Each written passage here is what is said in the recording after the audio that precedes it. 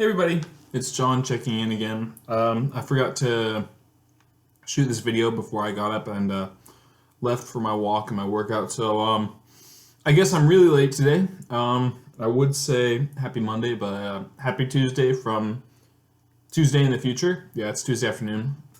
I'm going to try and get this up really quick before I head to work, but if I don't, then it's going to be then Tuesday evening-ish. But anyway, yeah, I just want to say, hey, happy Monday video on a Tuesday, and I guess I'll just upload the next one tonight. Yeah. Let's see, what am I talking about? I keep hearing the phrase, right? If you can control your schedule, show me a man's schedule, and I can predict his bank account. Something along those lines, right? So basically, if you can take control of your time, if you can take control of your schedule, what you're doing, budgeting out your time, then you can take control of your life. Yeah, and I was thinking about that, and to move towards that, I felt a lot of stress lately, actually, speaking of time and time management. So I have a lot of plans, a lot of goals, right? But I haven't been so specific on the time. And as I've been saying before, if you can measure something, you can change it. So why is that? I think it's fear and shame, and that goes towards anything. That goes towards finances as well, and health and weight, those sorts of things as well.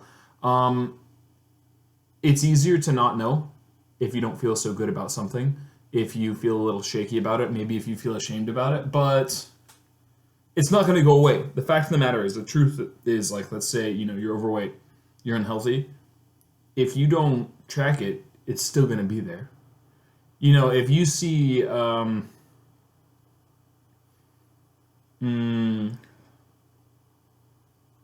if you see like a big scary wolf in your room, right?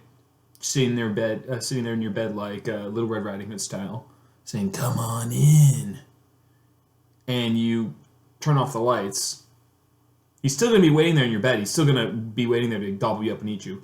It's gonna be the same thing no matter what, right? But maybe if you know the wolf is there, you can do something about it. At the very least, don't go into your bedroom. But in the same way, whether or not whether or not you're tracking it, whatever it is that you're trying to do, especially goals that you're trying to change, it's better to track. So like I said before, how many hours are there in a week? 168. That's how many hours, and everybody gets those same hours. Why is it that some people are extremely productive, some people are somewhat productive, and some people aren't productive? It's because they know where that time is going. The more productive you become is a result of just allotting your time and being honest to your time allotment, right? And so it's easier for me, okay, time is running out. I think it's easier for most people, right? Time is running out. I've got a test on the 2nd of next month, right? This big Japanese test. I haven't taken a test in a decade or longer, right? That's really stressful. I don't know how I'm going to do on that test. So I bought a couple of books. That's a good impulse, right? Not a good impulse, but that's a common impulse. Okay, how can I take control? I can spend money.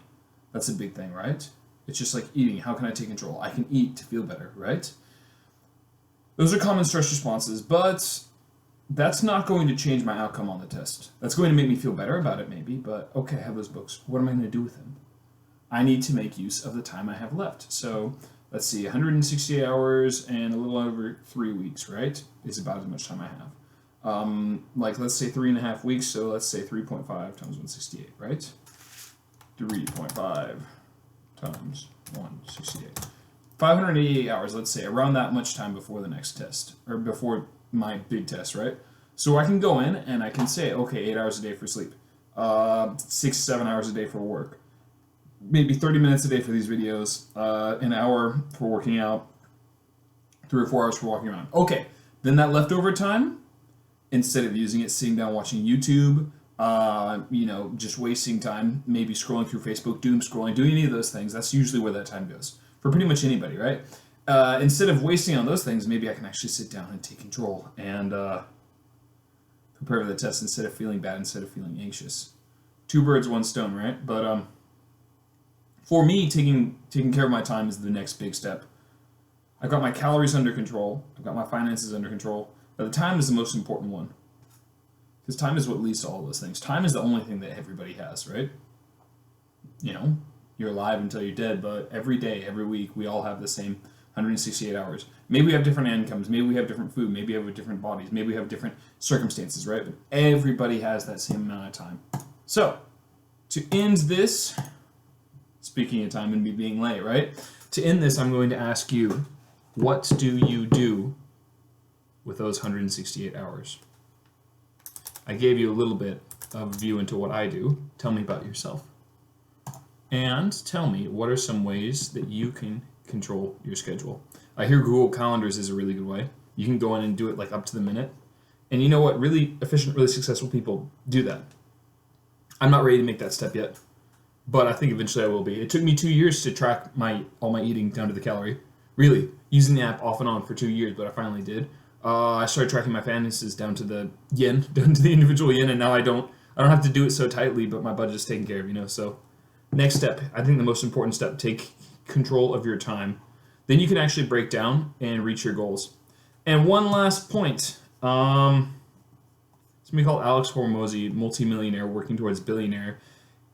Goodness. He has a saying, which I just forgot. He says, don't practice until you get the right results. Don't put in the amount of work that you get the right results. Put in the amount of work that it would make it unreasonable for you not to achieve your goals. If you adopt that mindset towards whatever you're trying to gain, it will be unreasonable for you not to get that. That's the mindset shift. You can do that towards anything.